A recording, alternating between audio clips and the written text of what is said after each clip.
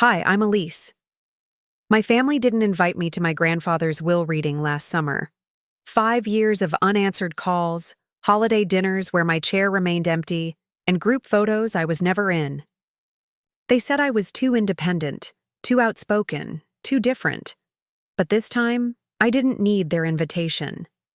When they arrived at the attorney's office with their rehearsed sad faces and hidden expectations, the lawyer simply asked, "Are you all here for the Morgan estate reading?" Then he looked around the room and said, "We can't begin without the executor, Miss Elise Morgan." That's when they finally had to acknowledge my presence or forfeit their claims entirely. Before we jump back in, tell us where you're tuning in from. And if this story touches you, make sure you're subscribed, because tomorrow, I've saved something extra special for you. The weight of family expectations often feels heaviest on Wednesday afternoons, not Monday mornings when the week stretches endlessly ahead, not Friday evenings when freedom beckons. But Wednesdays, the unremarkable middle, when patterns reveal themselves most clearly. That particular Wednesday started like any other. A half-finished cup of herbal tea going cold on my desk, case files stacked in precise order, and the steady rhythm of rain against my office window in downtown Portland. I was deep into reviewing a complex trust arrangement for one of my nonprofit clients when my phone buzzed. The name illuminated on the screen made my heart stutter. Aunt Vivian. She never called. Not on birthdays, not during holidays, and certainly not on random Wednesday afternoons in April. 5 years of silence since grandfather's diagnosis, and now this unexpected intrusion. My finger hovered over the screen. Accept or decline. The rational part of my brain, the part that had carried me through law school and into a successful practice specializing in charitable foundations, said decline. The part of me that was still 7 years old and desperately wanted family approval said accept. I tapped the green icon. "Hello?" "Elise." Her voice was crisper than I remembered, like autumn leaves underfoot. "I hope I'm not interrupting anything important." The familiar tightness formed in my chest. With Aunt Vivian, my work was never important enough, my time never valuable enough. I swiveled my chair to face the rain-streaked window. "What can I do for you, Aunt Vivian?" A pause, the kind that precedes carefully chosen words. "It's about your grandfather. The reading of the will is scheduled for next Friday at Caldwell and Winters downtown." The tightness in my chest transformed into a hollowness. "I see." I kept my voice neutral, professional, the same tone I used with difficult clients. "Thank you for letting me know." "Marcus thought you'd want to be informed," she continued, her voice carrying that familiar lilt that suggested she was doing me a favor. "Marcus, my cousin. The golden child. The one who stayed. Of course, given the circumstances and your choices, we understand if you prefer not to attend." My choices, by which she meant my decision to forge my own path instead of joining the family investment firm. My choice to represent nonprofits instead of wealthy corporate clients. My unforgivable decision to challenge grandfather when he tried to divert funding from my mother's arts foundation after her death. "What time is the reading?" I asked, ignoring her implication. Another pause. 2:00. "But Elise, the family is gathering beforehand at the Westbrook for lunch at noon. It's just immediate family, you understand." Just immediate family. As if I wasn't Marcus's cousin, Vivian's niece, grandfather's only other grandchild. As if I hadn't spent every summer until age 18 at the family lake house. As if my mother hadn't been grandfather's daughter too. "Thank you for the information," I said, keeping my voice steady. "I'll make note of it." "Very well." The relief in her voice was palpable. She'd fulfilled her obligation to inform me without actually having to include me. "Take care, Elise." The call ended. I set my phone down carefully, as if it might shatter under the weight of what had just transpired. 5 years since I'd been in the same room as grandfather. 5 years of sending birthday cards that received no response, of leaving voicemails that went unreturned. 5 years of being erased from family portraits and Christmas newsletters. I turned back to my computer, but the trust document on my screen now seemed distant, irrelevant. My gaze drifted to the small framed photograph on my desk, the only family photo I displayed. My mother and me at the lake house, both of us laughing as we dangled our feet in the water. She wore her signature wide-brimmed hat, her smile radiant despite the cancer that would claim her just months later. "They're afraid of what they don't understand," she'd told me during those final weeks. "Independence frightens people who've built their lives around conformity." The memory of her voice was so clear it almost felt like she was sitting beside me. Strong, principled, unwavering, everything I'd tried to become. Everything the Morgan family had rejected in both of us. I picked up my phone again and opened my calendar. Friday at 2 p.m. was already blocked off, a meeting with the director of a children's literacy foundation. Important work, meaningful work. Work my grandfather had dismissed as playing at charity when I declined his offer to join Morgan Investments after law school. My finger hovered over the calendar entry. The practical choice would be to keep my commitment, to continue the work. That mattered to me, to accept that some doors remained closed no matter how many times you knocked. Preparing and narrating this story took us a lot of time, so if you are enjoying it, subscribe to our channel. It means a lot to us. Now back to the story. Instead, I tapped the entry and selected reschedule. Some part of me, the stubborn, idealistic part that my mother had nurtured, refused to be erased so completely. Not from this final chapter. Not without at least witnessing the conclusion. I texted my assistant. "Need to reschedule Fridays 2 p.m. Family matter." Caroline's response came quickly. "The Literacy Foundation? They've been waiting 3 weeks for this meeting." I hesitated, guilt settling like a stone in my stomach. Then I typed, "I know. Offer them Monday morning, first appointment. I'll bring the grant proposal drafts completed." It meant a weekend of extra work, but some things couldn't be measured in billable hours or convenience. Some things were about standing your ground, even when no one else could see you doing it. The rain intensified outside my window, sheets of water obscuring the city skyline. Portland in April, perpetually caught between winter's grip and spring's. Promise.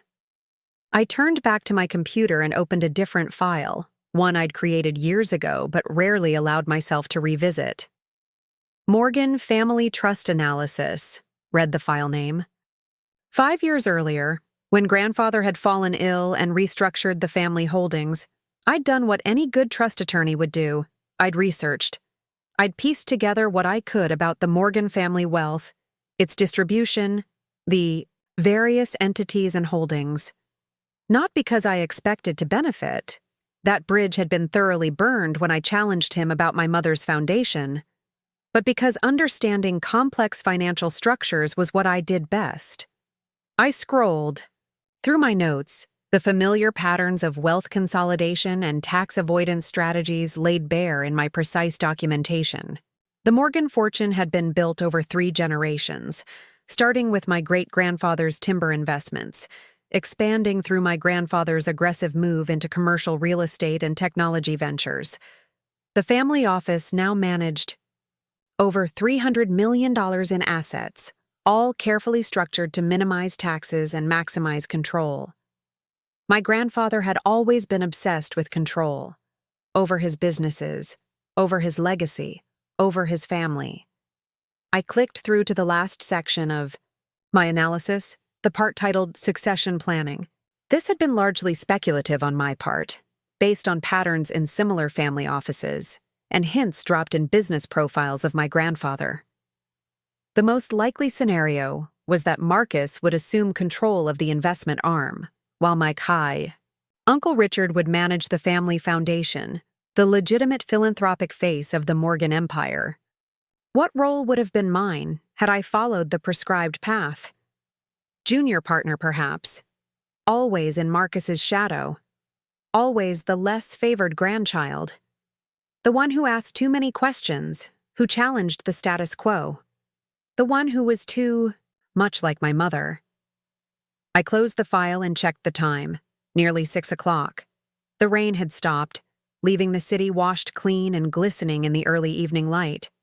Time to go home, to my peaceful apartment in the Pearl District with its wall of books and view of the river, a space that was entirely my own, free from family expectations and judgments.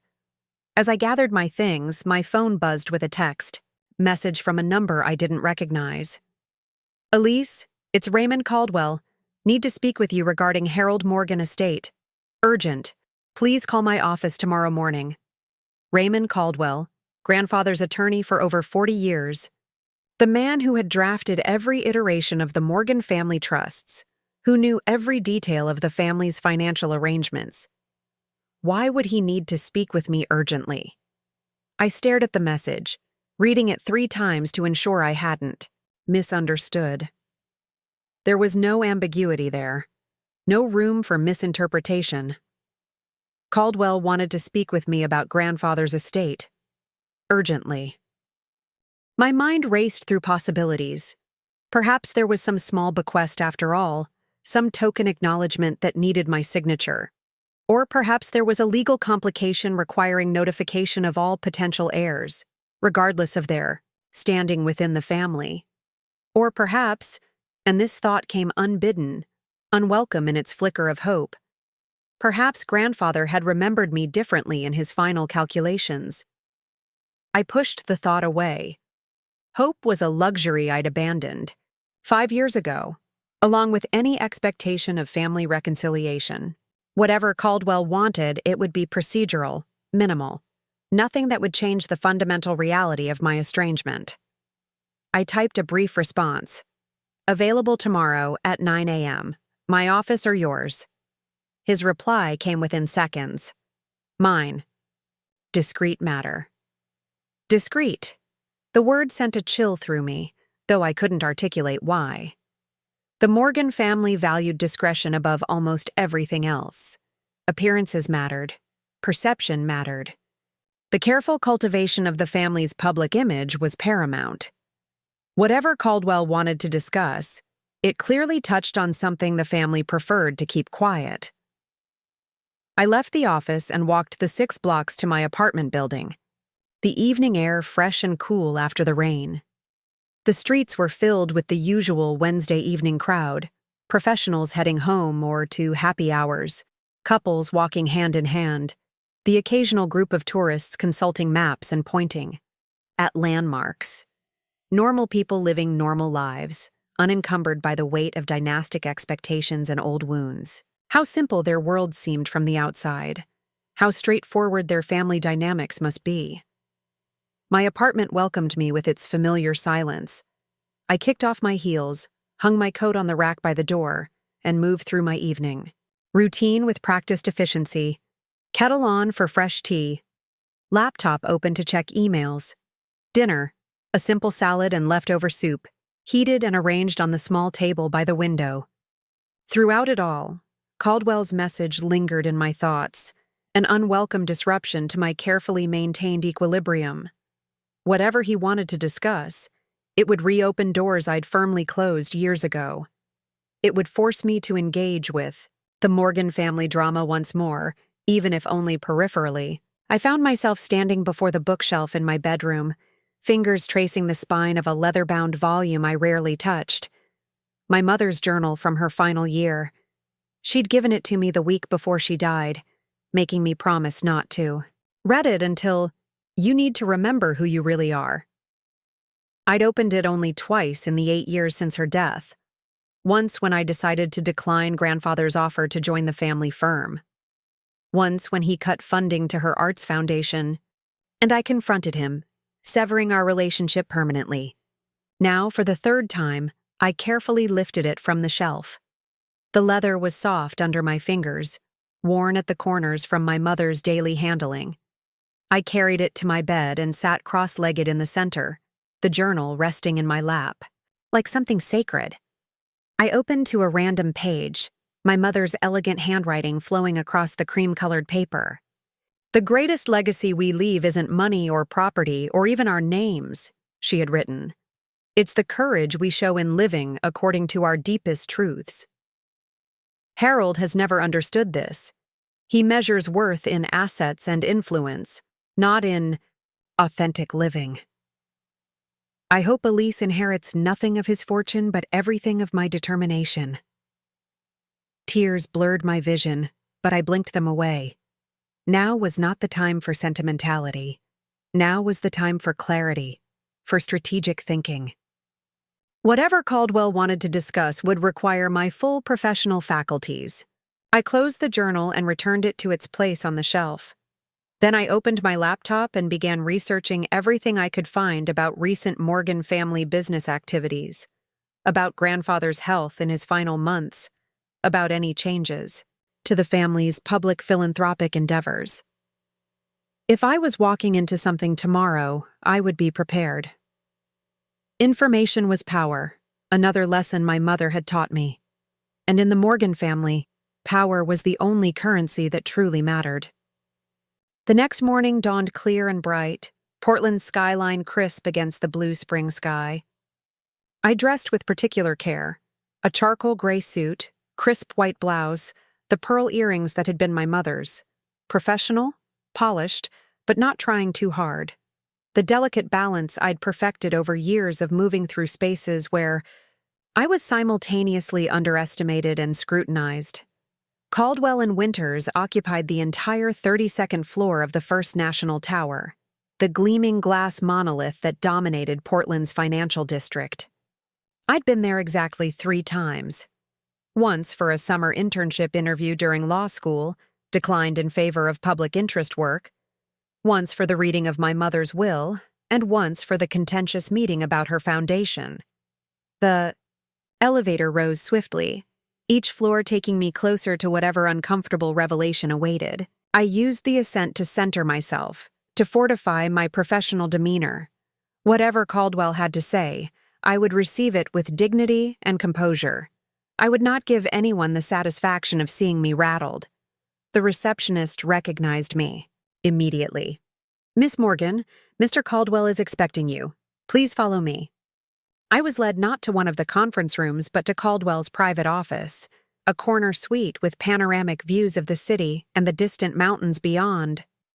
The man himself rose from behind an imposing mahogany desk as I entered. Raymond Caldwell, 70-something, silver-haired, impeccably tailored. He'd looked exactly the same for as long as I could remember, ageless in that way of men who inhabit positions of power for decades.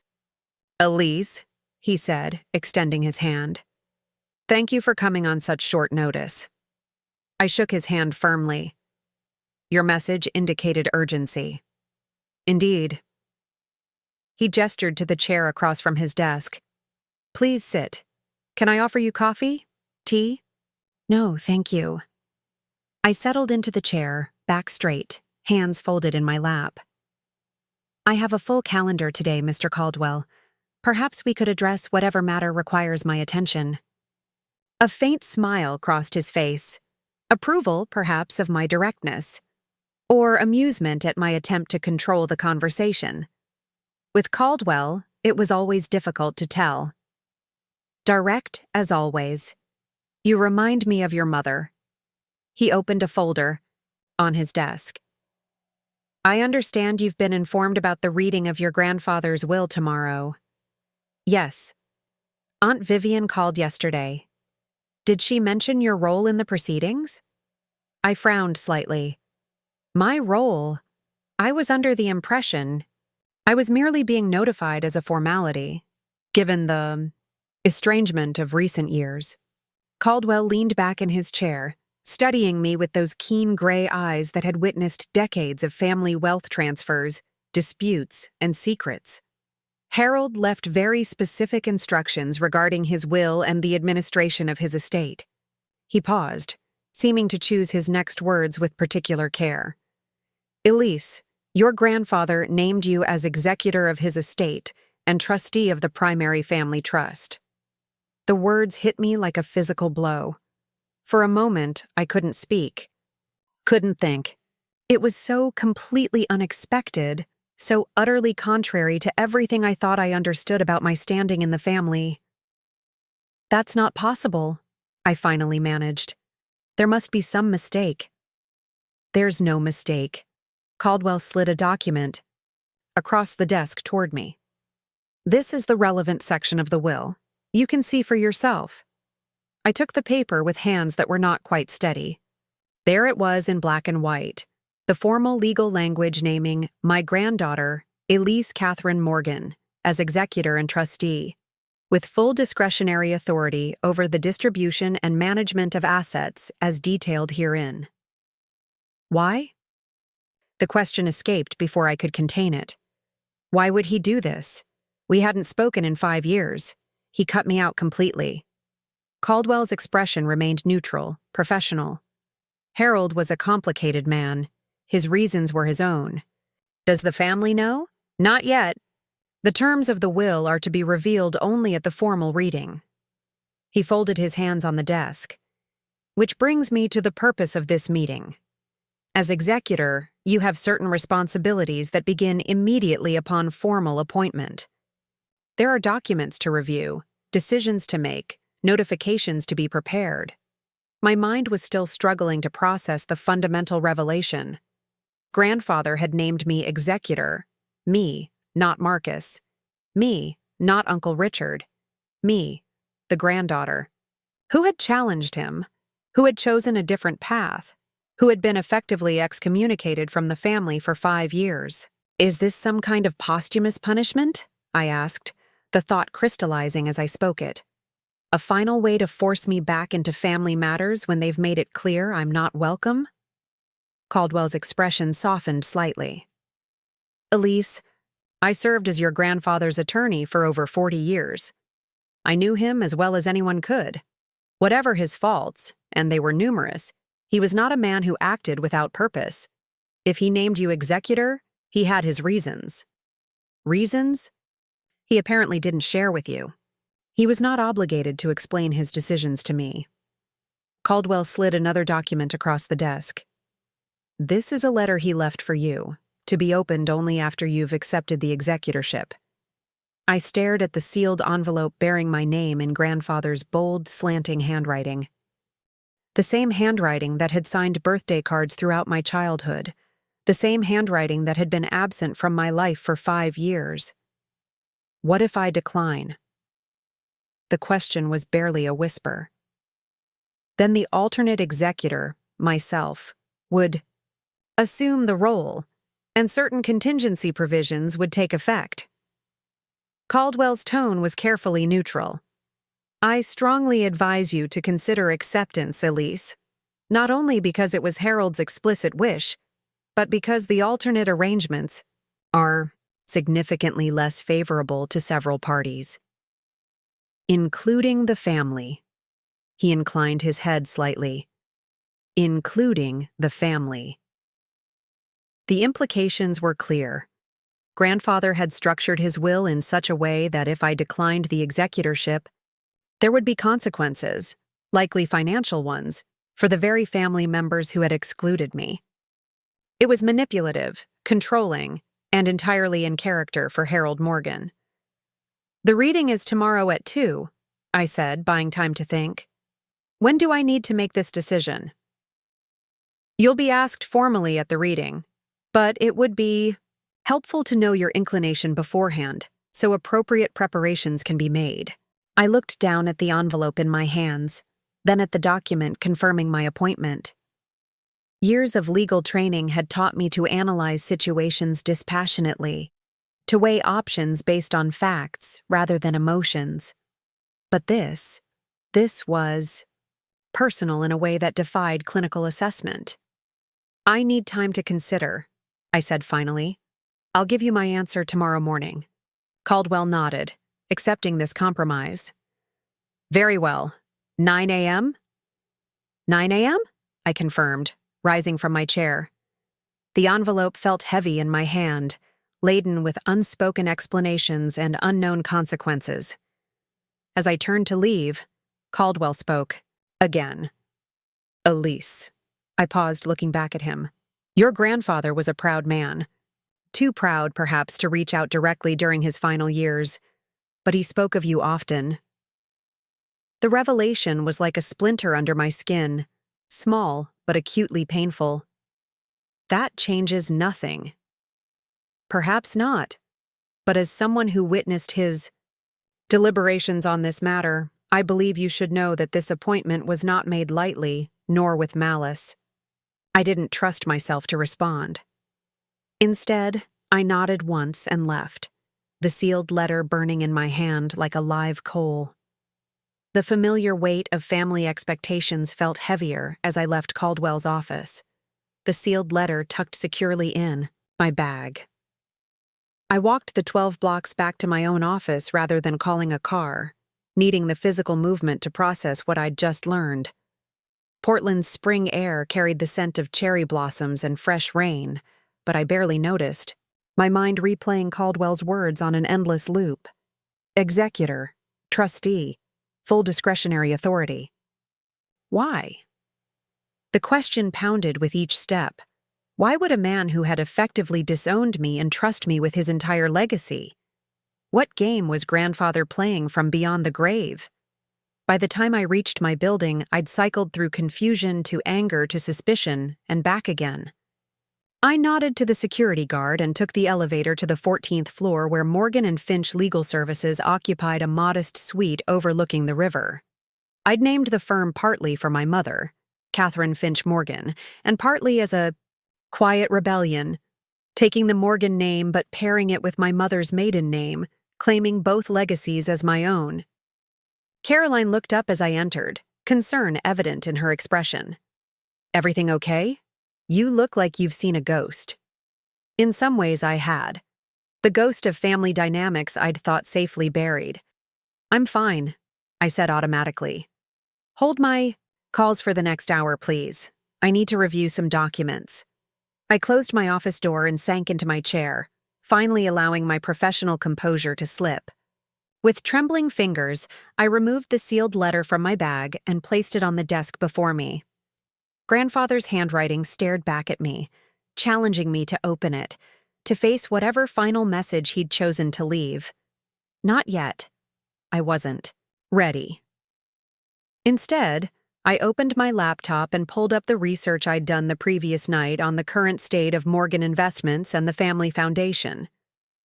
The company had continued its aggressive growth under Uncle Richard's leadership after Grandfather stepped back due to health concerns, new acquisitions in tech, strategic divestments from older manufacturing holdings, a much-publicized initiative in sustainable energy that felt more like greenwashing than genuine commitment.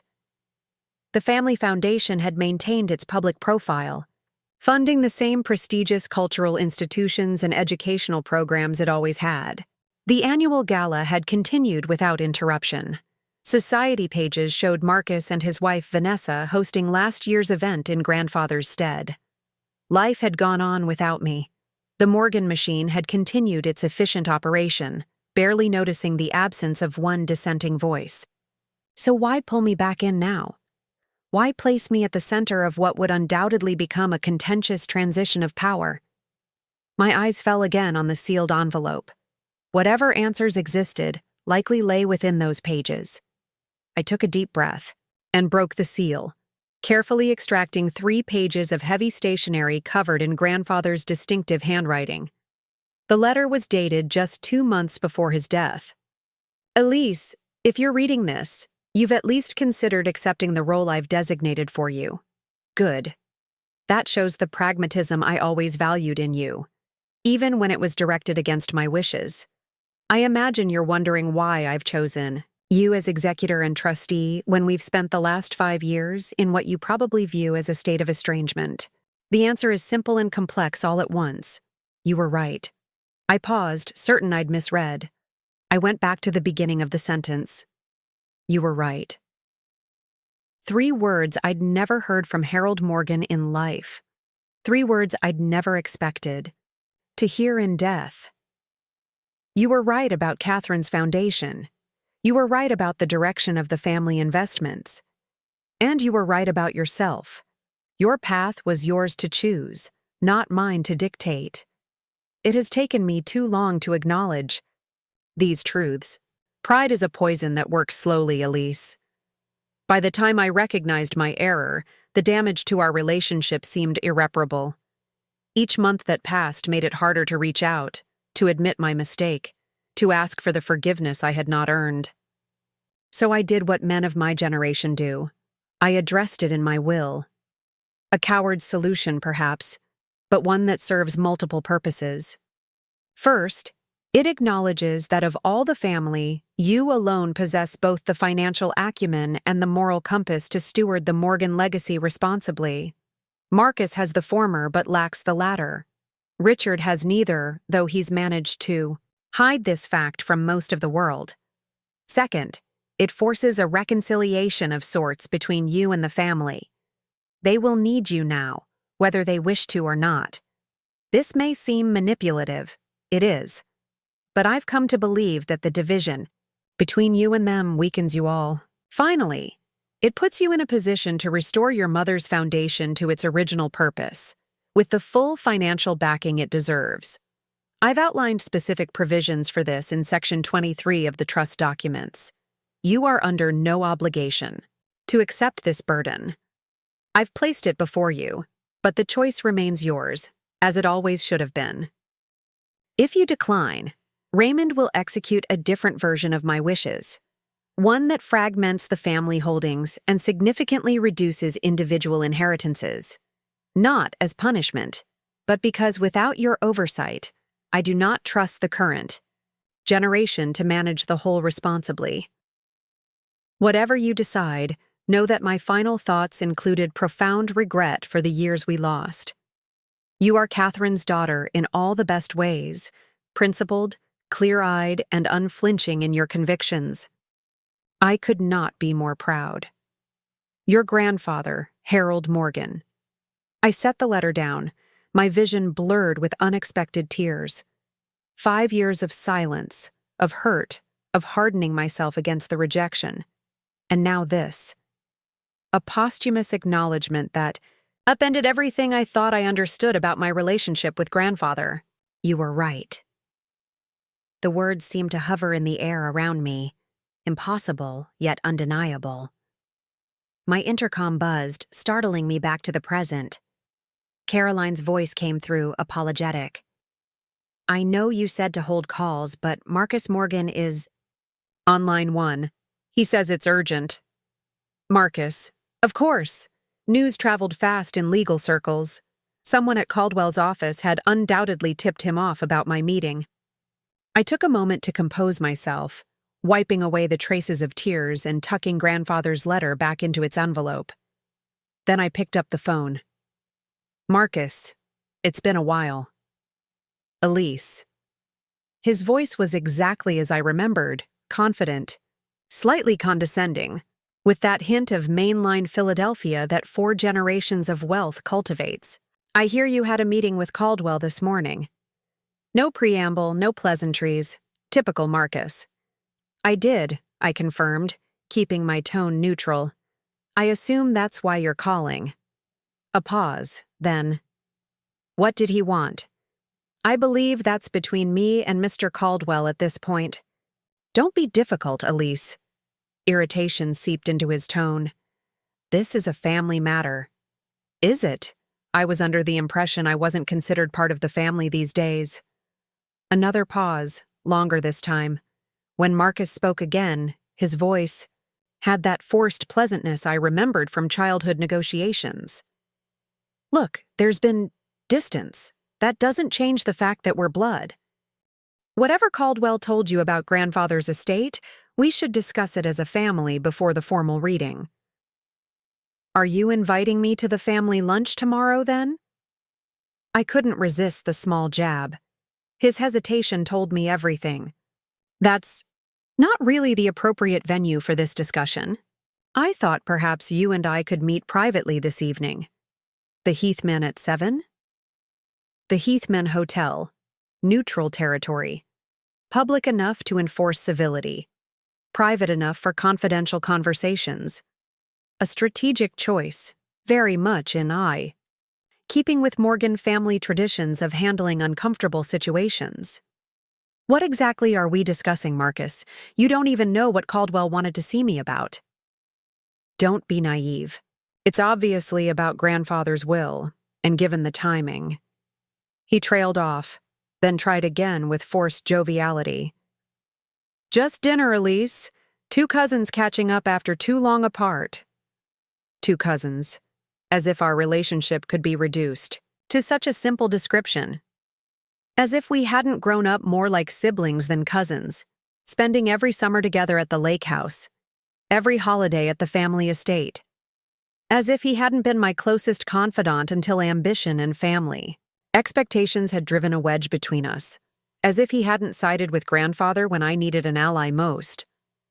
I'm afraid I have prior commitments this evening, I said, the lie coming easily.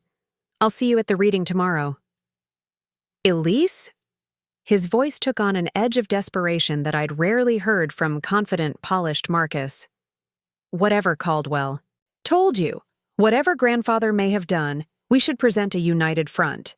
For the family's sake. The family's sake, I repeated, the words bitter on my tongue. Interesting how family becomes important when there's an inheritance at stake. That's unfair. Is it?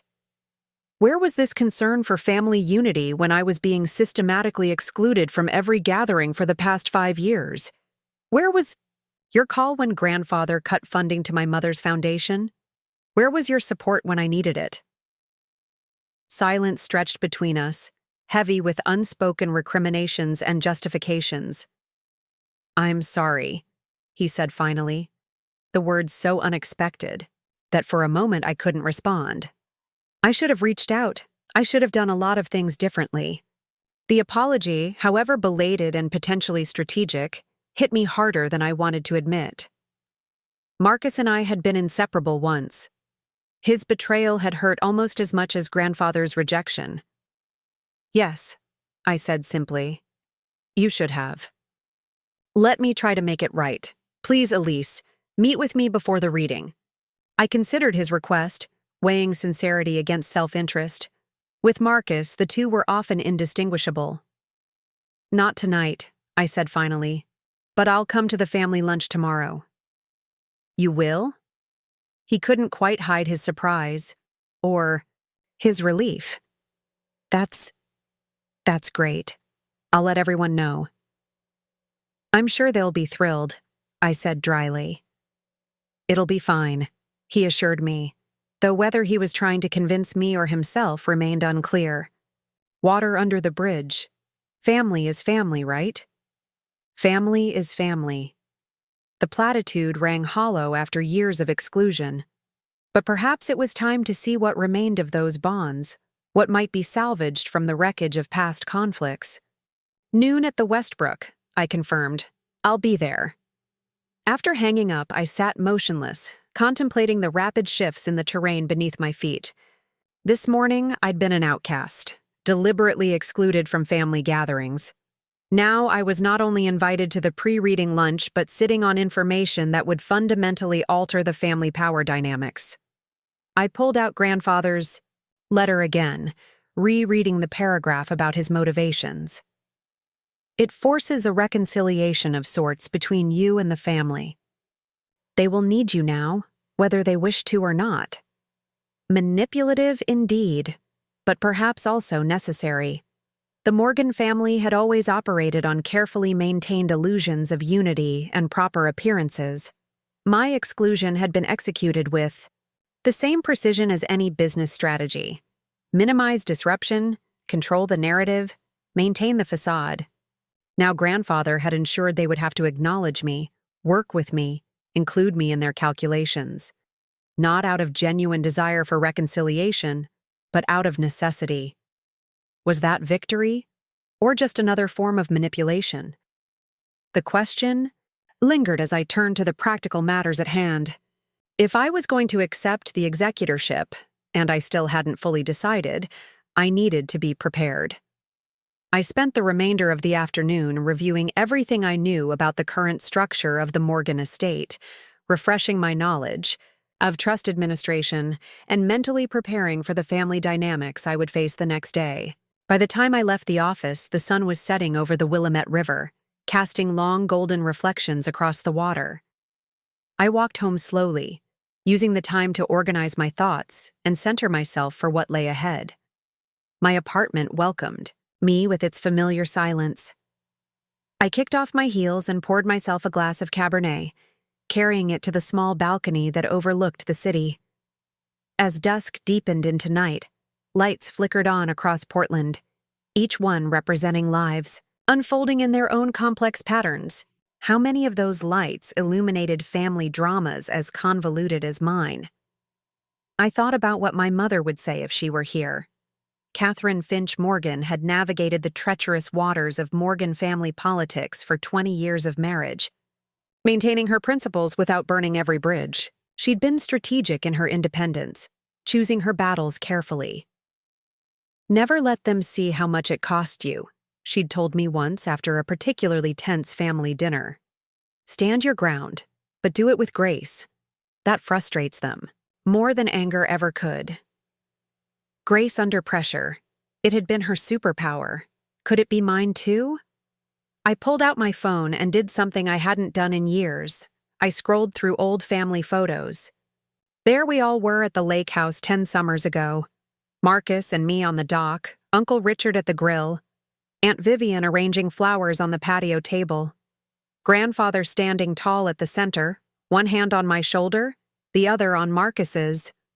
All of us smiling as if the family bonds were unbreakable. How had we gone from that to 5 years of silence? How had shared history and blood ties been so easily severed? The answers weren't simple. A series of choices, compromises, and confrontations had led us here. My refusal to join the family business. Grandfather's increasingly rigid expectations. The final showdown over my mother's foundation. And now, grandfather's last move in our long, complicated game, making me executor of his estate, forcing the family to face me, to work with me, to acknowledge me. I thought about declining, about walking away permanently from the tangle of Morgan family politics. It would be cleaner, simpler. I'd built my own life, my own practice, my own identity separate from the Morgan name and fortune.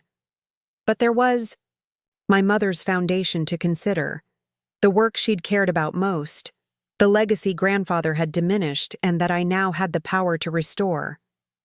There was the letter acknowledging I'd been right. And there was, buried beneath years of hurt, a small flickering hope that perhaps some relationships could be salvaged, some bridges rebuilt. I finished my wine and went inside, decision made. Tomorrow would mark either a new beginning or a final ending for my connection to the Morgan family. Either way, I would face it with the grace my mother had modeled and the strength I'd built on my own. The morning dawned clear and bright, as if the universe itself was setting the stage for the drama to unfold. I dressed with particular care, a tailored navy suit that projected confidence without ostentation, pearl earrings that had been my mother's, hair pulled back in a sleek chignon, armor of a sort, though not the kind the Morgans would recognize. At precisely 9 a.m., I called Raymond Caldwell. "I've decided to accept the executorship," I told him without preamble. "I'm pleased to hear it," he replied, his tone revealing nothing beyond professional approval. "I'll prepare the necessary documents for your signature after the reading." "There's something else," I said. "I'll be attending the family lunch beforehand." A pause, then. "I see. Was that Marcus's idea? Does it matter? Perhaps not." Another pause. "Be careful, Elise.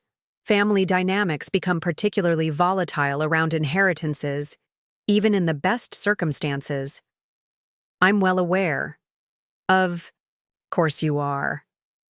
His tone softened slightly. "Your mother would be proud of you, you know. She always believed you would find your way back eventually." The comment caught me off guard. Back to what? to your rightful place. As a Morgan, yes, but more importantly, as your own person within that context. Catherine understood the difference. After we hung up, I sat for a moment absorbing his words. My rightful place. Not subsumed by the Morgan identity, but not entirely separate from it either. A balance my mother had managed to strike, however briefly. Could I do the converse? Same. Or was I setting myself up for another round of disappointment and rejection? Only one way to find out. At 11:45, my car pulled up outside the Westbrook, Portland's oldest and most exclusive private club. The historic brick building had hosted the city's elite for over a century, its membership carefully guarded, its traditions preserved like insects in amber. The Morgans had been members since the 1940s, when my great-grandfather's timber fortune had first secured the family's position in Portland society. I hadn't set foot inside in 5 years, not since the last family event I'd attended before the final break with grandfather.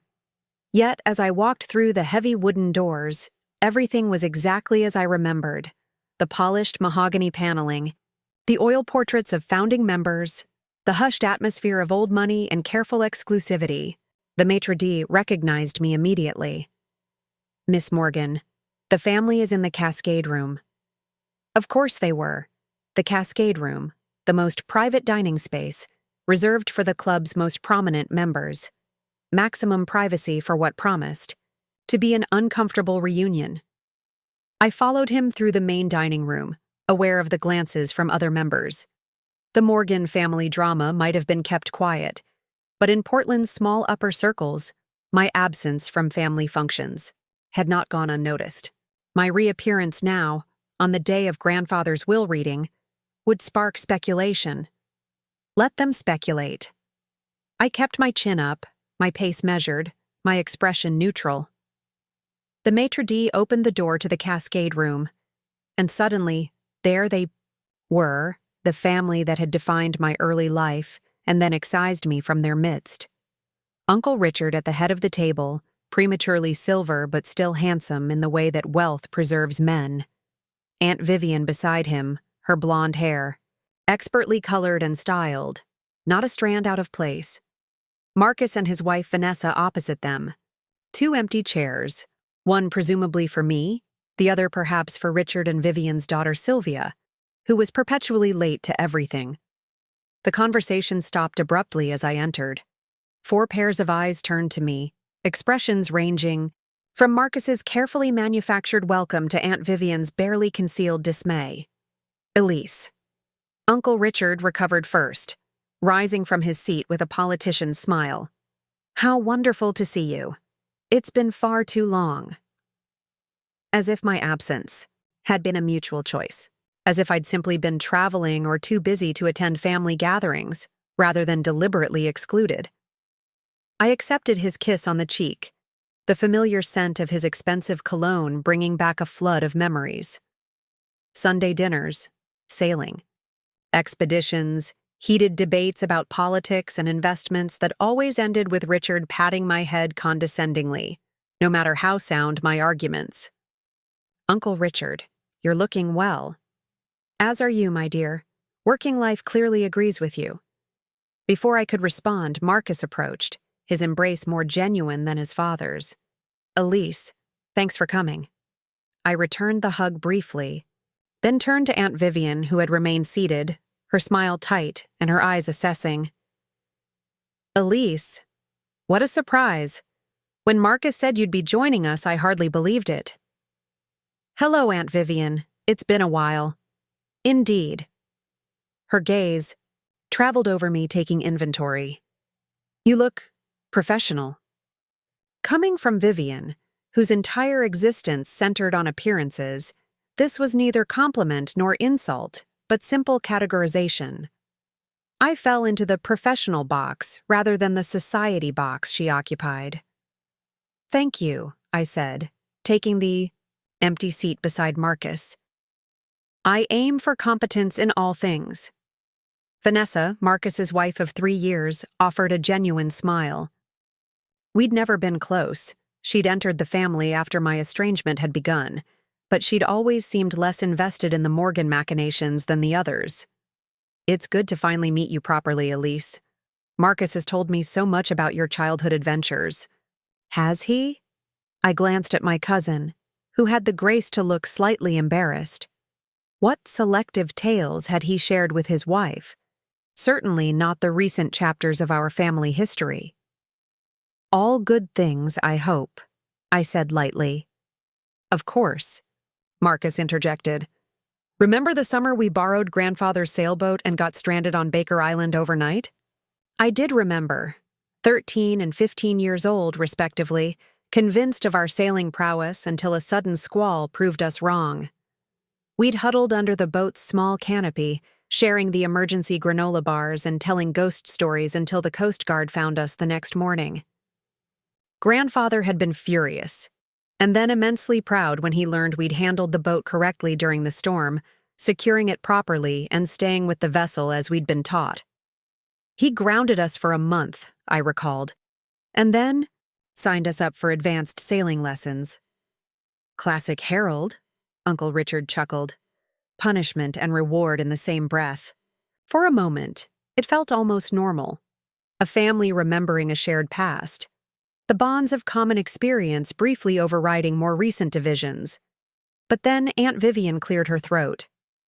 "Speaking of Harold, I suppose we should address the elephant in the room before Sylvia arrives and we're interrupted. Elise, what exactly did Raymond Caldwell want with you yesterday?" The air in the Cascade room seemed to crystallize as Aunt Vivian's question hung between us. I took a deliberate sip of water, using the moment to consider my response. 5 years ago, I might have answered defensively or defiantly. But I wasn't that person anymore. "Mr. Caldwell wanted to discuss certain aspects of grandfather's estate," I said, my voice measured. "I believe the details are meant to be revealed at the reading." Uncle Richard leaned forward, his business negotiation posture taking over. "Come now, Elise. We're family. Surely you can give us some indication of what to expect." Family. The word they wielded like a tool when it served their purposes, discarded when it didn't. "I respect grandfather's wishes regarding the formal process," I replied, folding my napkin precisely in my lap. "And I respect Mr. Caldwell's professional protocols. I'm sure you understand." Marcus shot me a look that was half admiration, half frustration. He recognized the strategy. I'd deflected by appealing to values the Morgans publicly espoused. Respect for tradition, for proper procedures, for the appearance of propriety. Aunt Vivian's lips thinned. "I see your time away hasn't softened that stubborn streak. You always did insist on doing things your way, even as a child." "I believe the term is principled, not stubborn," I countered with a smile that didn't reach my eyes. "A family trait, wouldn't you say?" Before she could respond, the door opened and Sylvia breezed in. A whirlwind of designer labels and perpetual lateness. At 34, my cousin remained the family's eternal child, indulged, protected, and never expected to shoulder real responsibility. Sorry!" she exclaimed, dropping kisses on cheeks as she made her circuit around the table. "Pilates ran late, and then traffic was insane, and—" She stopped short when she saw me. "Elise, oh my God, what are you doing here?" Not "how wonderful to see you," or "it's been too long." Just raw, unfiltered surprise that I would dare to appear in a Morgan family gathering. "Hello, Sylvia. It's been a while." She recovered quickly, social training kicking in. "Ages? You look different. Did you cut your hair?" 3 years ago." "Right." She slid into the empty chair, immediately reaching for the wine. "Well, this is fun. The whole family back together. It's just like old times." It wasn't. Of course. Nothing about this strained reunion resembled the easy family dynamics of our childhood. But Sylvia had always lived in a slightly different reality than the rest of us. One where unpleasant truths could be glossed over with enough champagne and positive thinking. Speaking of old times, Marcus said, clearly attempting to steer the conversation toward safer waters. I was just telling Elise about the Baker Island sailing incident. Oh, God, that was hilarious, Sylvia laughed. Dad was so mad he turned purple. I thought he was going to have a stroke right there on the dock. I was worried about your safety, Uncle Richard protested, though a smile tugged at his lips. 2 children missing at sea is hardly a laughing matter. We weren't missing, I pointed out. We were exactly where we said we'd be, sailing near Baker Island. We just stayed longer than planned. Overnight without communication, during a storm, Aunt Vivian added dryly. Richard wasn't the only one concerned. Your mother was beside herself. My mother. The mention of her sent a pang through me. Catherine Morgan had indeed been worried, but unlike the others, she'd welcomed us home with relief rather than lectures. Adventures build character, she'd told me later. Just try not to build quite so much at once next time. The waiter arrived with the first course, temporarily halting the conversation. I used the moment to observe the family dynamics that had evolved in my absence. Uncle Richard dominated as always, but there was a new weariness to his authority. Aunt Vivian watched everything with calculating eyes. Marcus played the diplomat, smoothing tensions and redirecting conversations. Sylvia remained blissfully self-absorbed. Vanessa observed it all with the slight detachment of someone still learning the unwritten rules. So, Elise, Uncle Richard resumed once the waiter had departed, tell us about this legal practice of yours. Morgan and Finch, isn't it? Quite bold, combining the names like that. His tone suggested I'd committed some minor impropriety by using the Morgan name professionally, despite it being my legal surname. The practice is doing well, I replied evenly. We specialize in nonprofit law and charitable foundations. There's a surprising amount of complexity in that sector. Nonprofit work, Aunt Vivian echoed, as if I'd said I specialized in sidewalk art. How fulfilling that must be. It is, actually. I met her gaze directly. Helping organizations structure their giving for maximum impact is both intellectually challenging and personally rewarding. I'm sure it is, Marcus interjected, shooting his mother a warning glance. Elise was always the idealist among us. Idealism has its place, Uncle Richard allowed magnanimously. Though I've always believed pragmatism builds more lasting legacies. Speaking of which, he raised his wineglass. To Harold. Whatever our differences, he built something extraordinary. We all raised our glasses. To Harold, came the chorus around the table. I sipped my wine, thinking of grandfather's letter. You were right. 3 words that had never passed his lips in life, committed to paper only after death. What might have been different if he'd found the courage to say them while he was still alive? He certainly had strong opinions about how things should be done, I said carefully. Uncle Richard chuckled. That's one way to put it. The man was as stubborn as they come. Once Harold Morgan made up his mind, wild horses couldn't drag him in another direction. Unless you were Mother, I replied before I could stop myself. She seemed to have a knack for changing his perspective. A heavy silence fell over the table. My mother's name was rarely mentioned at family gatherings, even before my estrangement. Her death had been treated as a regrettable chapter best, kept closed, her influence on the family minimized in retrospect. Catherine certainly had her own way of handling father, Uncle Richard conceded after a moment. Though I'm not sure I'd call it effective. Her foundation was hardly the success she envisioned. The jab was deliberate, aimed at both my mother's legacy and my own failed attempt to protect it. I felt heat rise in my cheeks but kept my expression neutral. The foundation's original mission was visionary, I said. Supporting arts education in underserved communities has measurable impacts on academic performance, community engagement, and economic development. Perhaps, Aunt Vivian interjected. But Harold was right to redirect those funds toward more practical initiatives. The scholarship program at Westmont Prep reaches children with genuine academic potential. Children from families with the right connections, she meant. The very families who might one day be useful to Morgan Investments. Different approaches, different values, I said mildly. Grandfather certainly had his priorities. Marcus caught my eye across the table. Silent warning to tread carefully. He knew as well as I did that the redirection of my mother's foundation had been the breaking point between grandfather and me.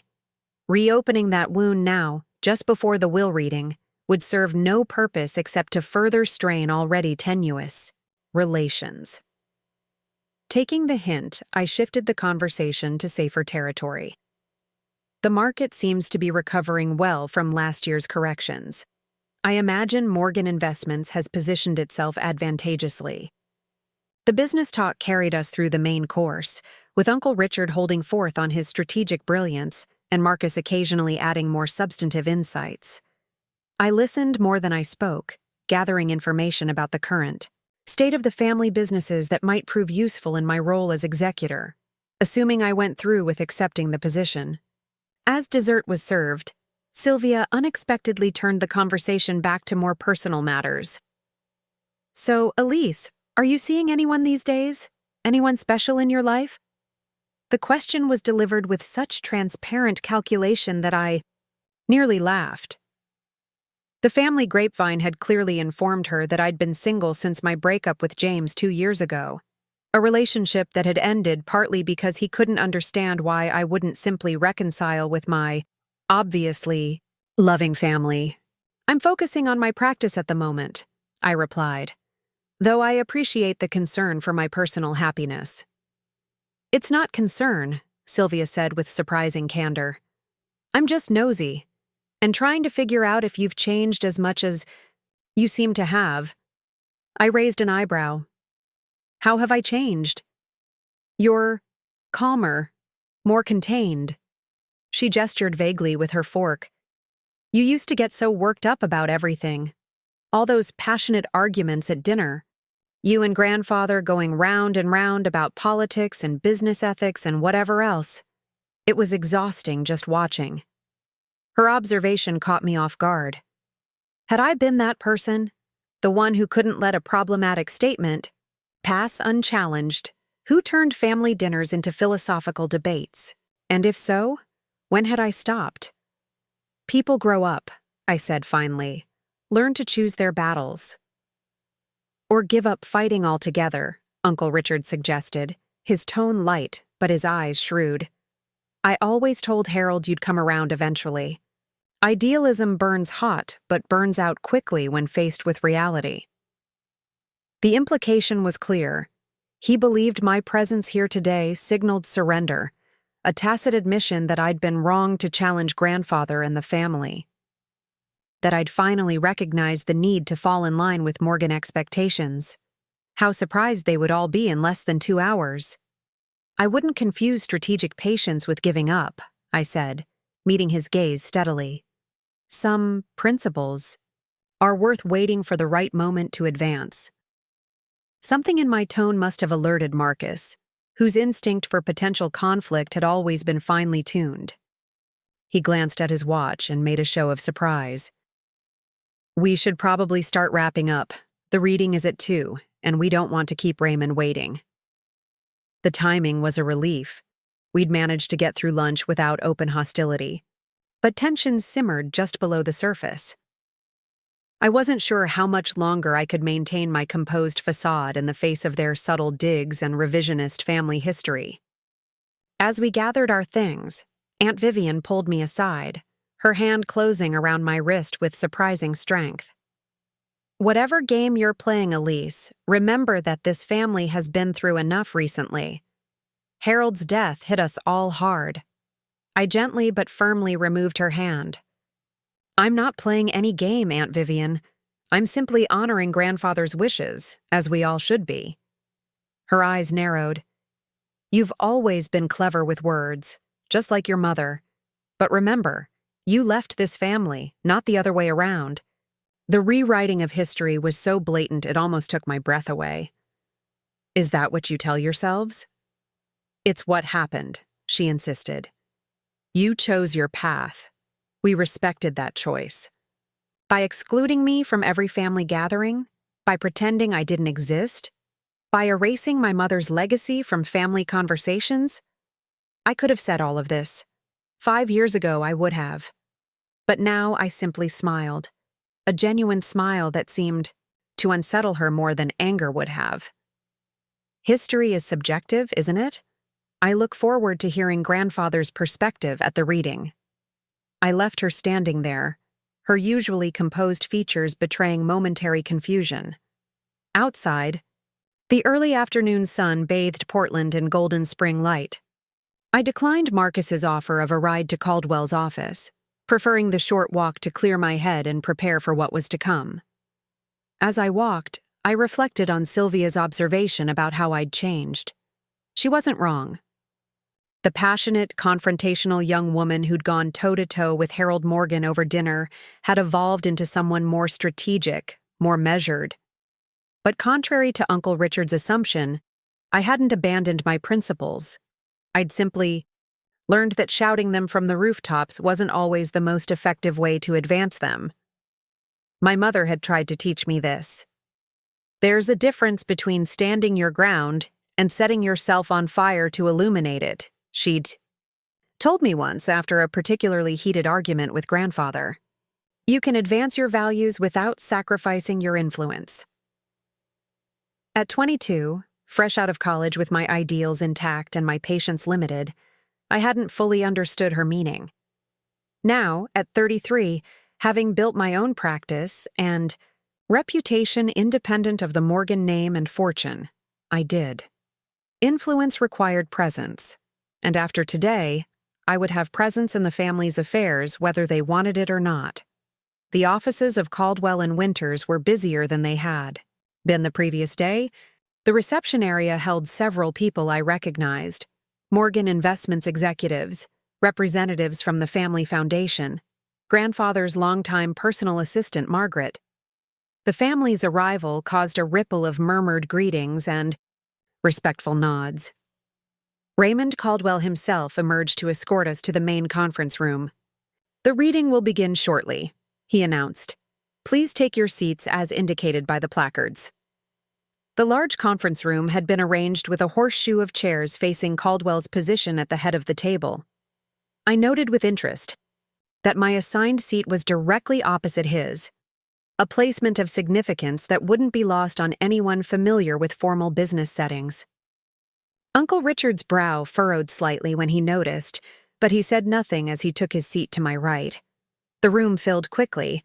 In addition to family members, several key business associates and foundation board members were present. Grandfather had clearly wanted witnesses to whatever was about to unfold.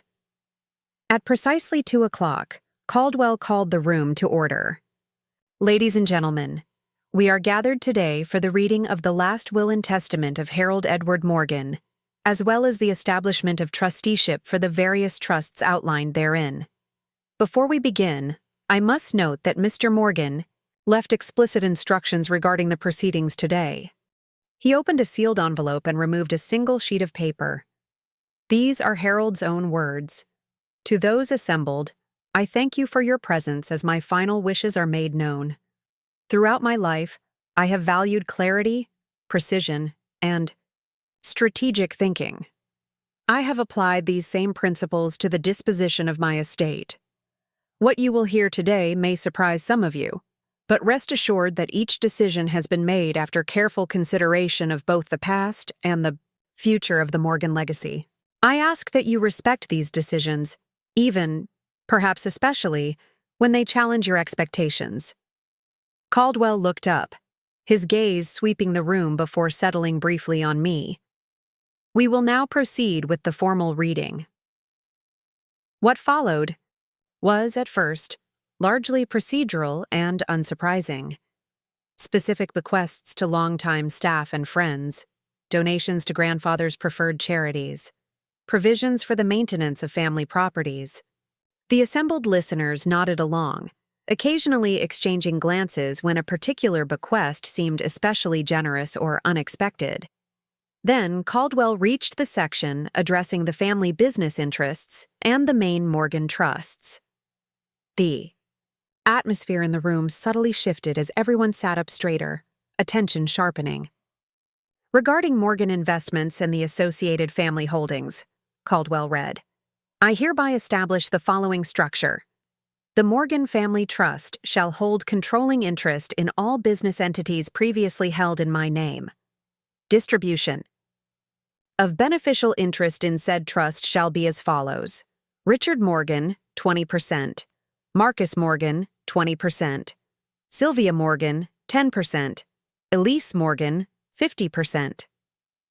A collective intake of breath swept the room. Uncle Richard went completely still beside me. Across the table, Aunt Vivian's face drained of color. Marcus stared at me, his expression a complex mix of shock and something that might have been respect. Caldwell continued before anyone could react further. Furthermore, I hereby name Elise Catherine Morgan as executor of my estate and trustee of the Morgan Family Trust, with full discretionary authority as outlined in the trust documents. The silence that followed was absolute. I could feel every eye in the room turn to me, expressions ranging from disbelief to calculation to outright hostility. Caldwell cleared his throat.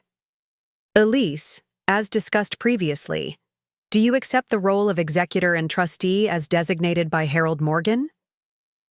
This was the moment, my final opportunity to decline, to walk away from the complications and obligations that would come with accepting.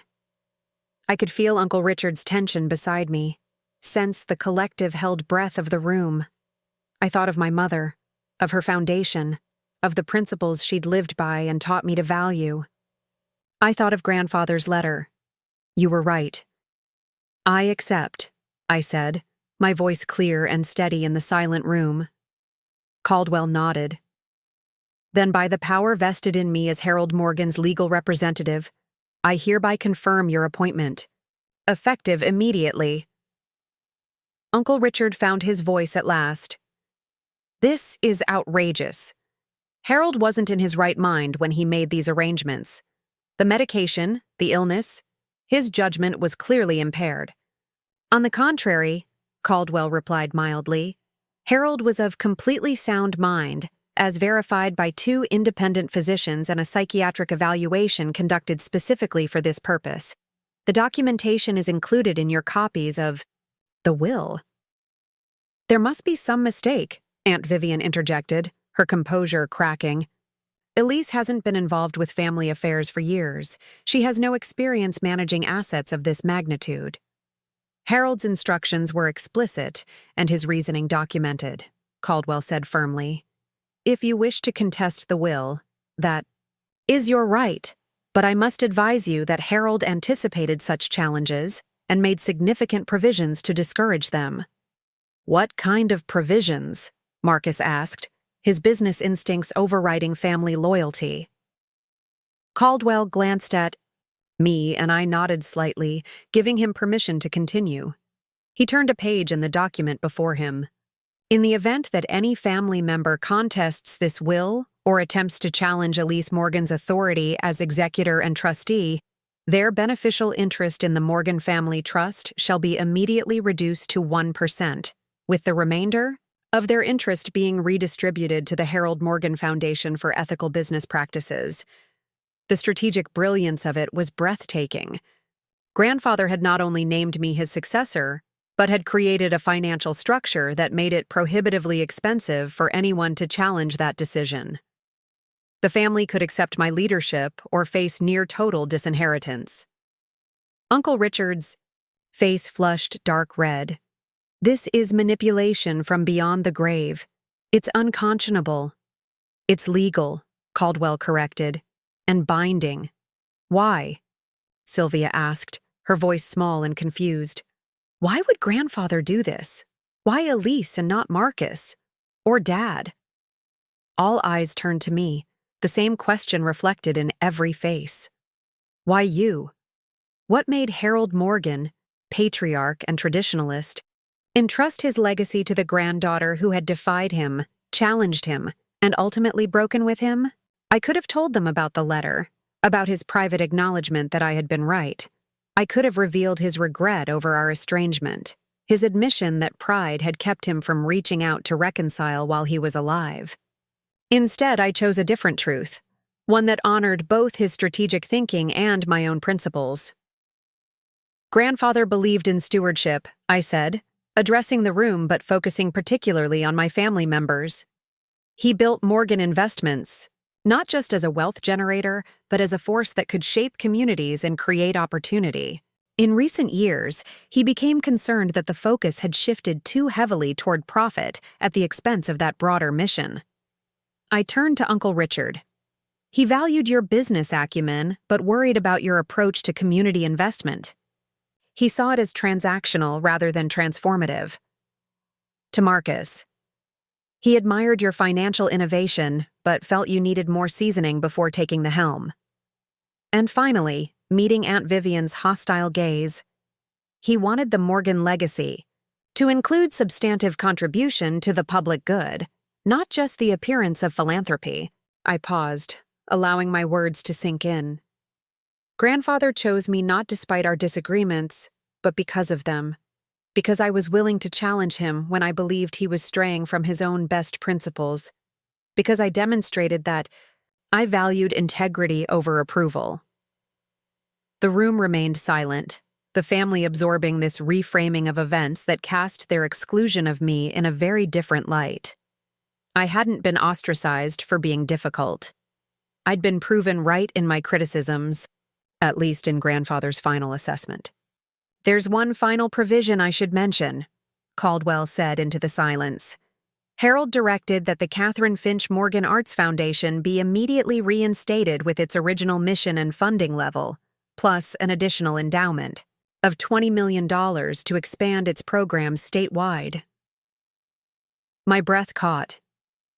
Even knowing what Grandfather had written in his letter, even having accepted the executorship, I hadn't expected this public vindication of my mother's work, and, by extension, my fight to preserve it. The will reading will continue with specific provisions for each trust and entity, Caldwell announced. However, Harold requested that at this point, the family be given a brief recess to process the primary structure before proceeding to details.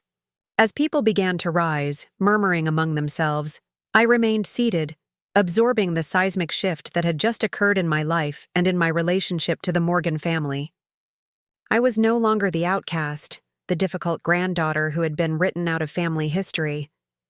I was now the one with the power to shape that history moving forward. The weight of that responsibility settled over me, not crushing, but substantial. Grandfather had entrusted me with more than wealth. He had entrusted me with his legacy, with the future of everything he had built. And he had done so knowing I would approach that responsibility with different values than his own. It was, in its way, the most profound apology and acknowledgement he could have offered. You were right, not just about one argument, but about the fundamental direction the family should take. As the room cleared, Marcus approached, his expression thoughtful. You knew, didn't you, before today? I nodded. Caldwell told me yesterday. I didn't know all the details, but I knew the basic structure. That's why you agreed to come to lunch, to observe us all before the bomb dropped. Partly, I acknowledged, and partly because I wanted to see if there was anything left worth salvaging in our family relationships. He studied me for a long moment. And? What's your verdict? I thought about the lunch, about the subtle digs and the rewriting of history, but also about the brief moments when old connections had surfaced, the sailing story, the shared memories that had momentarily bridged the years of separation. The jury's still out, I said honestly, but I'm willing to deliberate further. A small smile touched his lips. Always the lawyer. Always the Morgan, I corrected quietly. just a different kind than you're used to. The days following the will reading unfolded like a carefully orchestrated symphony of chaos. My phone rang constantly. Family members, business associates, foundation board members, all seeking clarification, reassurance, or simply information about my intentions. I maintained a calm exterior while internally adjusting to the seismic shift in my reality. This wasn't just about inheritance. It was about stewardship of a legacy I had once rejected. On Monday morning, exactly 3 days after the reading, I arrived at Morgan Investments headquarters for the first time in 5 years. The gleaming glass tower in downtown Portland's financial district had always embodied grandfather's vision, imposing, innovative, yet classically elegant. I'd spent summers interning here during college, learning the business from the ground up as grandfather had insisted all family members must do. Now I returned not as an intern or even as a junior family member, but as the controlling shareholder and trustee. The security guard recognized me immediately. "Miss Morgan, welcome back." I smiled, accepting the visitor badge he offered. "Thank you, Frank. It's been a while." 5 years, 2 months, he replied with surprising precision. "Your grandfather always noticed when you visited, and when you stopped." The simple observation caught me off guard. Had grandfather actually tracked my absence? Had he felt it as I had? A wound that never quite healed?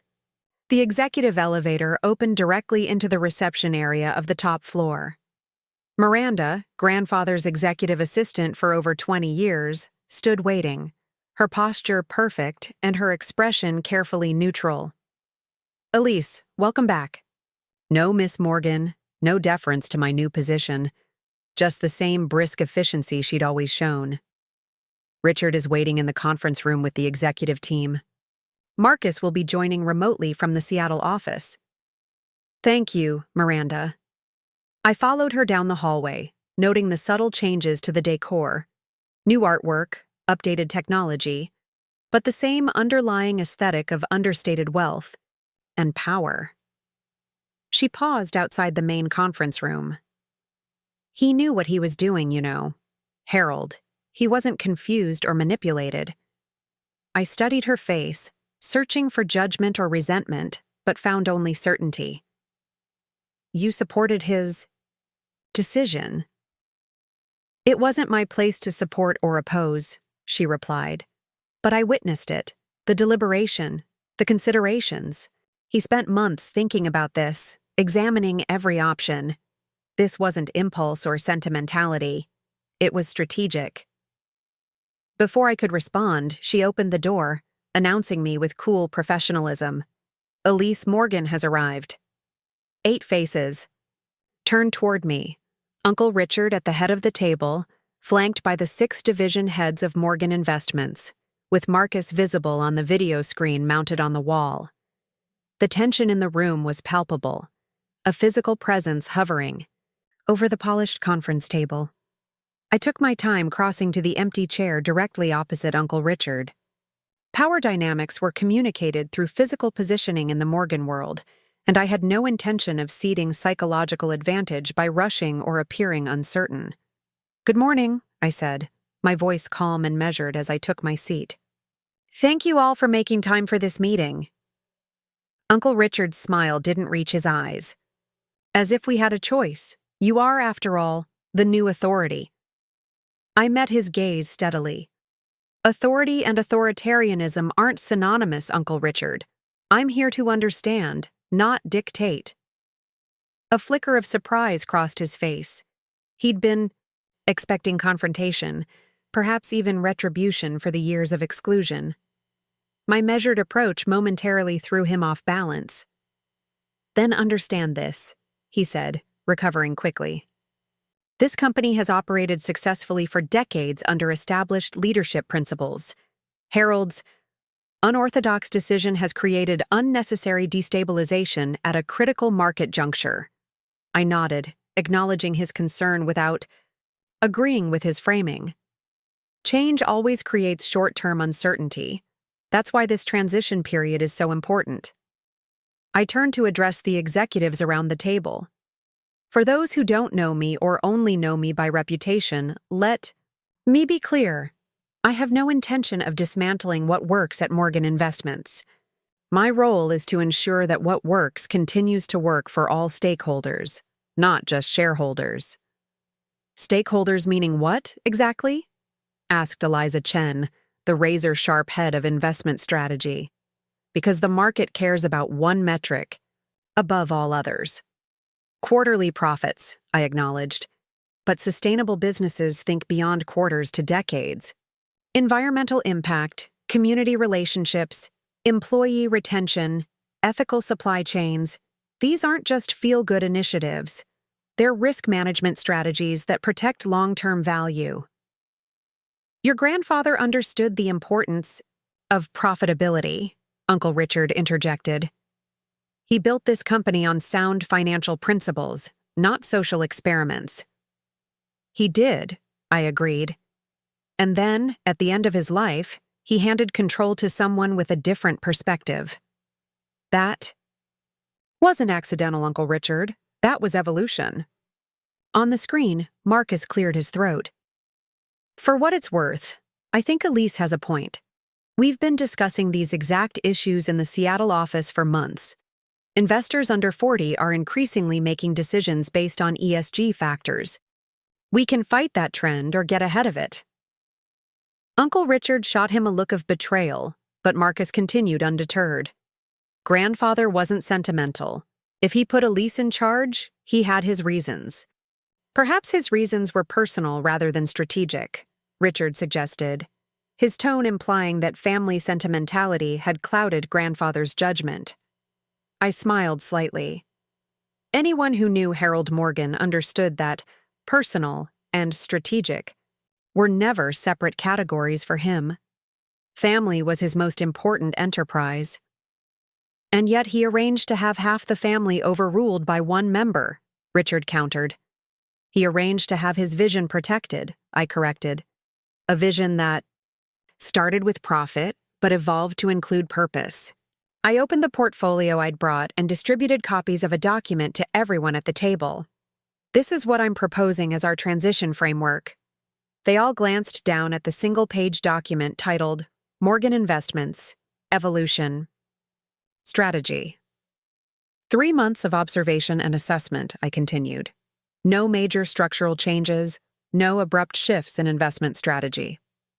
I'll be meeting with each division, understanding operations from the inside, before proposing any substantive changes.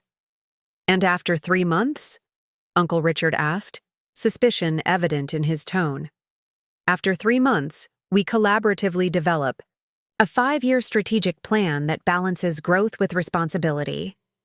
I have controlling interest, yes, but I'm not interested in dictating terms. I'm interested in building consensus around a vision that honors grandfather's legacy while adapting to changing realities. The executives exchanged glances, some skeptical, others thoughtful. Eliza Chen spoke first. Refreshingly reasonable, I expected a wrecking ball, not a renovation plan. The Morgan name is on this building, I replied. It's also my name. I have no interest in destroying my own heritage, only in ensuring it remains relevant and respected for another generation. By the end of the meeting, the initial hostility had given way to cautious engagement. The division heads asked substantive questions about my background, my understanding of their operations, my priorities. I answered honestly, acknowledging the gaps in my knowledge while demonstrating that my years away from the family business hadn't been spent in ignorance of financial matters. As the meeting concluded, Uncle Richard remained seated while the others filed out, indicating he wanted a private word. I stayed as well, preparing for the confrontation that had been simmering beneath the professional veneer of the meeting. When we were alone, he leaned forward, his expression shifting from corporate leader to family patriarch. You've prepared well for this. The reasonable approach, the collaborative language, the strategic patience. Harold would approve of the tactics, if not necessarily the underlying philosophy. Thank you, I said, accepting the backhanded compliment for what it was. I learned from watching both of you. But make no mistake, Elise, this company is more than documents and assets. It's relationships, histories, unwritten understandings that you've been absent from for 5 critical years. There are depths here you can't possibly navigate alone. I'm aware of that, I acknowledged. Which is why, despite our differences, I hope you'll continue in your role. Your institutional knowledge is invaluable. He studied me, clearly trying to determine if this was flattery or genuine recognition. You're offering me the opportunity to continue running the company I've effectively led for the past 3 years. I'm offering you the opportunity to help shape its future, I clarified, with the understanding that the future will look different from the past. Evolution, not revolution, but evolution nonetheless. A long silence stretched between us, heavy with unspoken history. Finally, he sighed. You remind me of Catherine. She had the same way of making radical ideas sound reasonable, of finding the path that allowed everyone to save face while still getting her way. The comparison to my mother, delivered without the usual undertone of criticism, caught me by surprise. Is that a compliment? It's an observation, he said, and a warning. Catherine's approach earned her admirers but also enemies.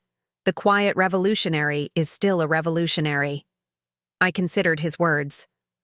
Would you prefer an open declaration of war, because that's the alternative? I can exercise my controlling interest without consultation, without transition periods, without concern for institutional knowledge. Is that what you want? Of course not. Then let's find the middle path, not because it's easy, but because it's effective. I stood, gathering my materials. I meant what I said about valuing your experience, Uncle Richard. But valuing doesn't mean deferring. We'll need to find a new equilibrium. He rose as well, his expression resigned but thoughtful. Harold knew exactly what he was doing, didn't he? Setting us against each other but making open conflict too costly for either side. Not against each other, I corrected. In tension with each other. Creative tension, properly managed, drives innovation. Another lesson from grandfather. As I walked toward the door, he called after me. Elise, whatever else happens, whatever changes you implement. This is still a family business. Remember that. I paused, hand on the doorknob, and looked back at him. That's precisely why I'm here, Uncle Richard. Because family businesses should prioritize family, all family, members, not just those who conform to expectations. The afternoon found me in a different office across town, the modest headquarters of the Catherine Finch Morgan Arts Foundation, which had been operating on minimal funding since grandfather redirected its endowment 5 years earlier. Staff had dwindled from 12 to 3, the programs from statewide to a handful of pilot projects. Marianne Lewis, the foundation's resilient director, welcomed me with barely contained excitement. I still can't believe it, she said, leading me through the space that was more storage area than functional office now. When Mr. Caldwell called to inform us about the reinstatement and expansion, I thought it was a cruel joke at first. Not a joke, I assured her, and not just reinstatement. The new endowment will allow for significant expansion beyond even the original programming. She stopped, turning to face me directly. Your mother would be so proud, Elise, not just of the foundation's revival, but of you, standing your ground all these years, and now being in a position to fulfill her vision. The simple statement hit me harder than all the complex family dynamics of the morning. My eyes stung with unexpected tears. I hope so. I've tried to make choices she would respect. She would. I know she would. Marianne squeezed my arm gently. Catherine never measured success by dollars or influence. She measured it by alignment between values and actions. By that standard, you've been successful all along. We spent the next 2 hours reviewing the foundation's current status and developing plans for its expansion.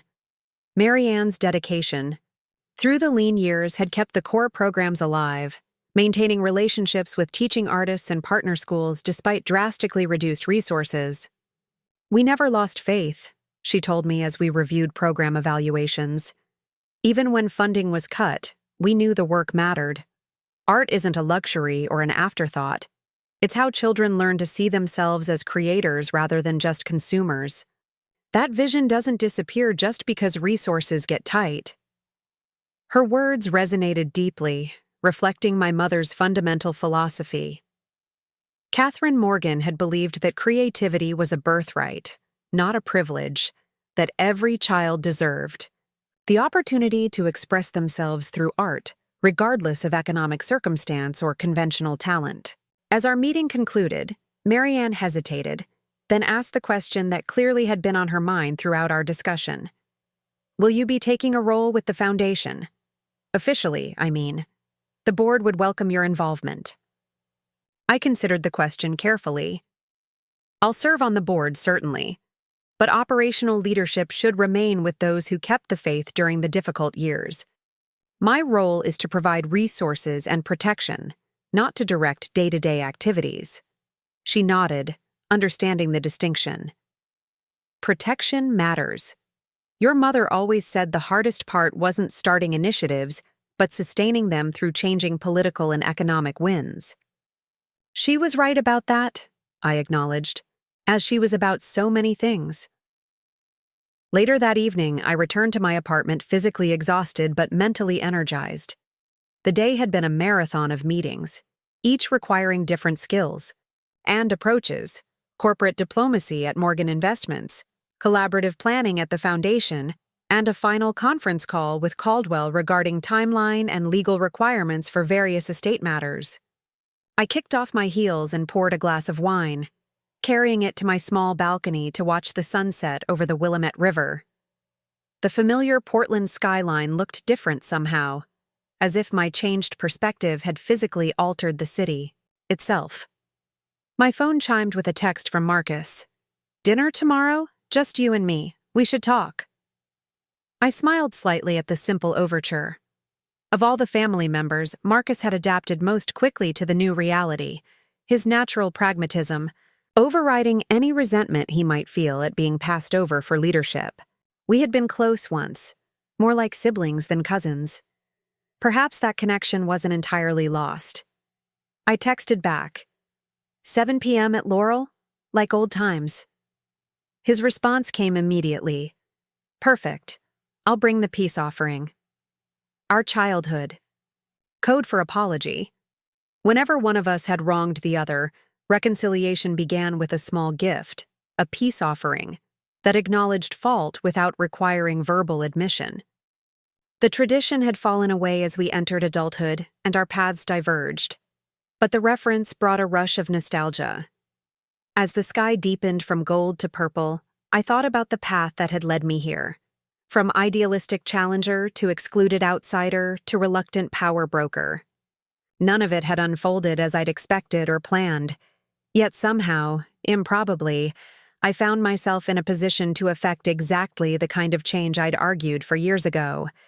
My phone rang, interrupting my reflections. The screen showed an unfamiliar number. "Elise Morgan," I answered, my professional tone automatic. "Ms. Morgan, this is Jeremy Winters from the Portland Business Journal. I'm hoping to schedule an interview regarding your new position at Morgan Investments and the significant changes to the family's business structure." News traveled fast in Portland's business community. I shouldn't have been surprised that journalists were already pursuing the story. "I appreciate your interest, Mr. Winters, but I'm not doing interviews at this time. We're focused on ensuring a smooth transition and continuity for all Morgan enterprises." "Understandable," he replied smoothly. "But our readers would be very interested in your perspective, particularly given the unusual circumstances of your appointment. The estrangement from your grandfather, followed by this remarkable reversal of fortune." The framing irritated me, as if this were a soap opera plot rather than a carefully considered business succession.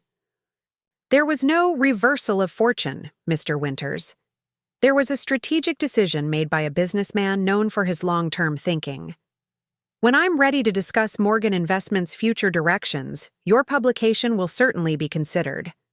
I ended the call before he could press further, making a mental note to have Miranda arrange media training refreshers.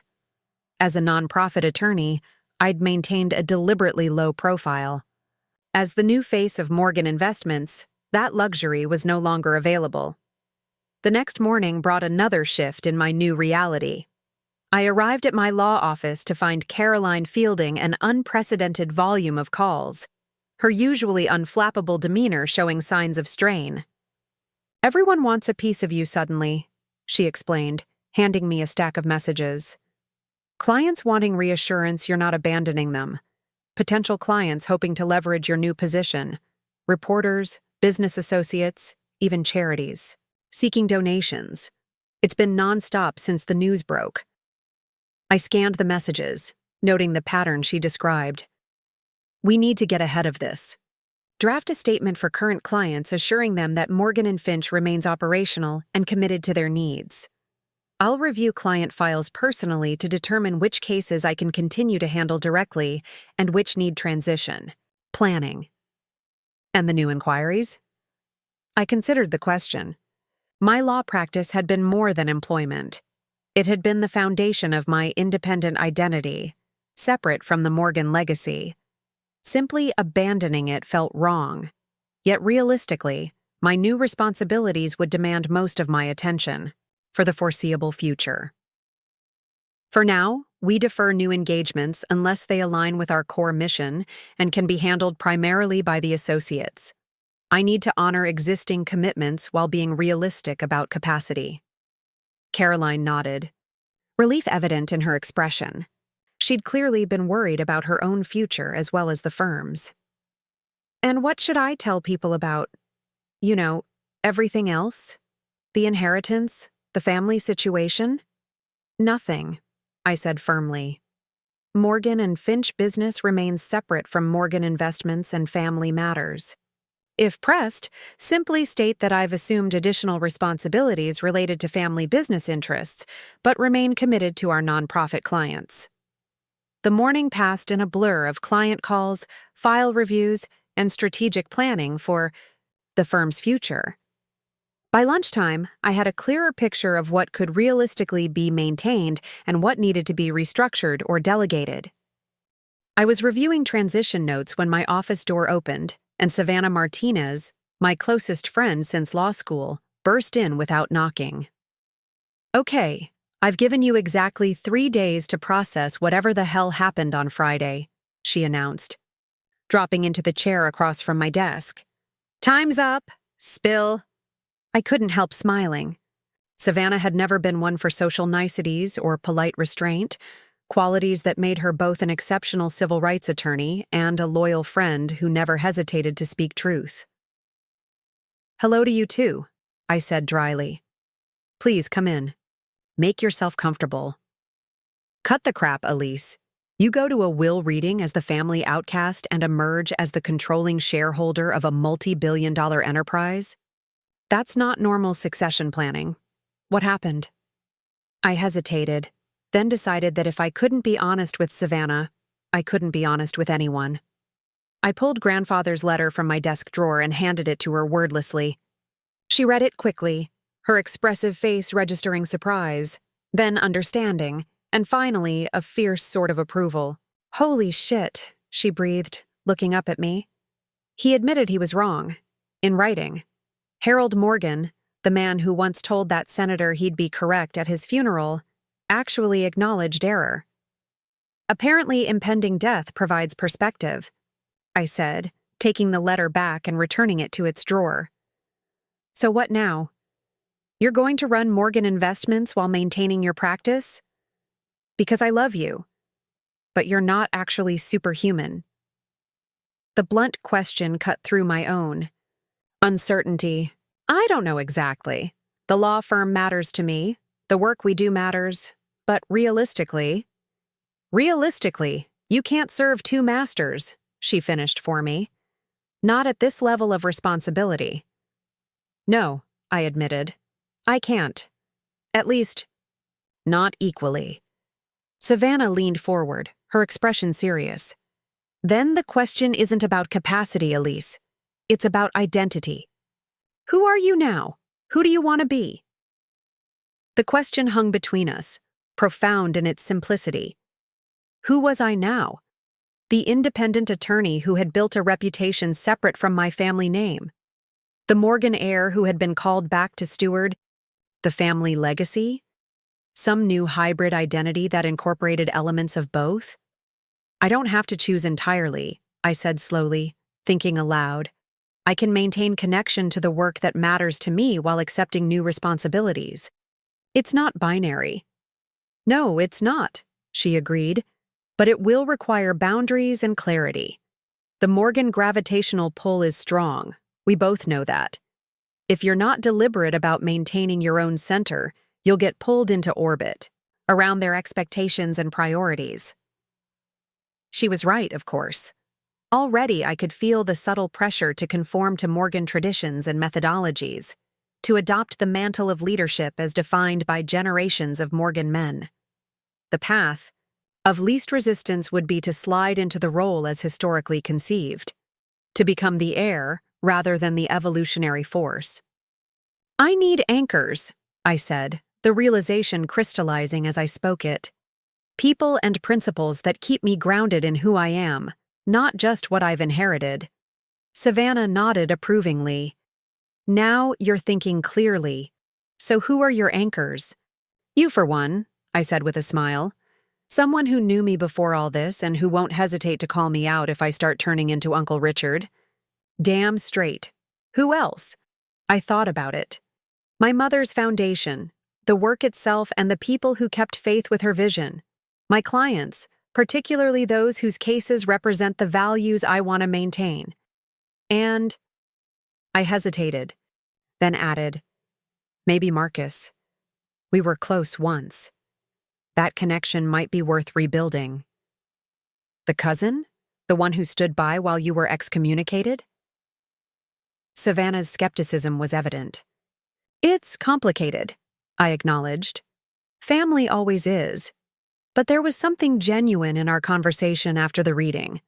A recognition, maybe, that we both lost something valuable in the estrangement.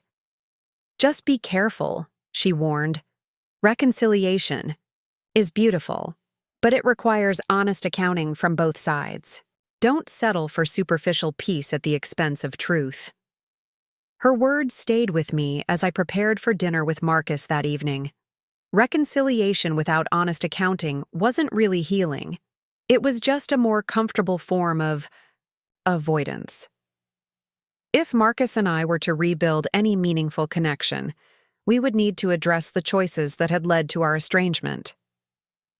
I arrived at Laurel precisely at 7, the familiar restaurant bringing back memories of countless family celebrations over the years. The maitre d' recognized me immediately. Miss Morgan, welcome back. Mr. Morgan is already seated. He led me to a quiet corner table where Marcus waited, rising as I approached. In his hand was a small wrapped package, the promised peace offering.